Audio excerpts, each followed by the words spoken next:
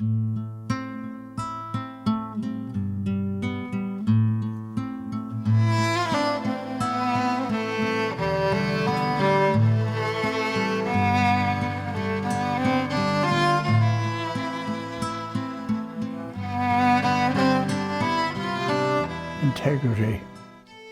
Well, I think essentially it's doing the right thing, no matter how awkward that can be, and not to compromise on matters of principle, but to say, I happen to believe that this is the right thing to do in these circumstances, and I'm going to do it, even though there are more attractive routes.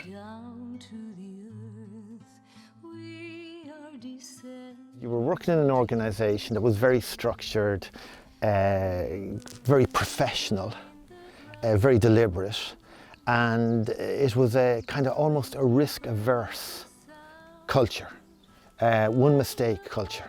And one mistake you were out, one mistake you wouldn't go forward. There's no point in taking a young person, you know, who's all these great ideas and all this energy and then knocking them out and knocking that out of them because they have to fit into a structured, professional. You know, they lose their flair, they lose their, it's like kids, you know, you just have to give them the opportunity, you have to give them the environment where they can express themselves, make mistakes, but fundamentally build themselves, and in building themselves, building your organisation.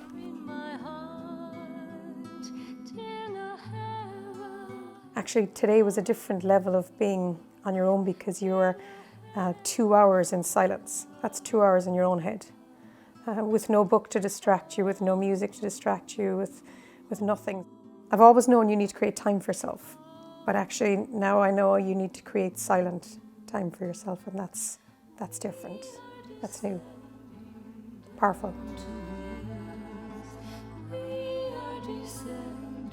I see my kids growing up so quickly. They're 9 and one is 11 in April, and I'm just saying, where have all those years gone? And these are crucial years in their development, and balancing that time, managing that time, ensuring that I have sufficient time and that we as a family spend time together.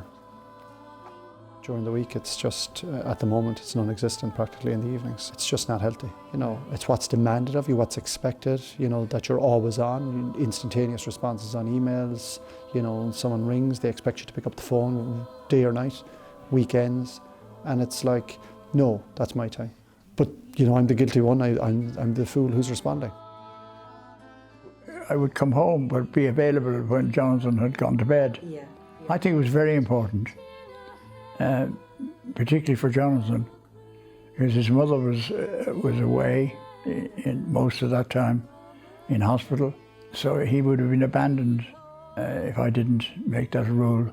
I feel good about it. I think he feels good about it too.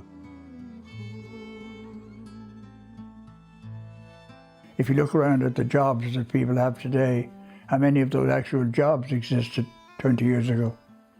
Not that many of them.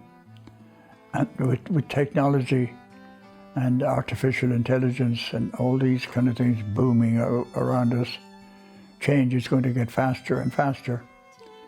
So you've got to be very adaptable to change and not oppose it, welcome it, cautiously welcome it.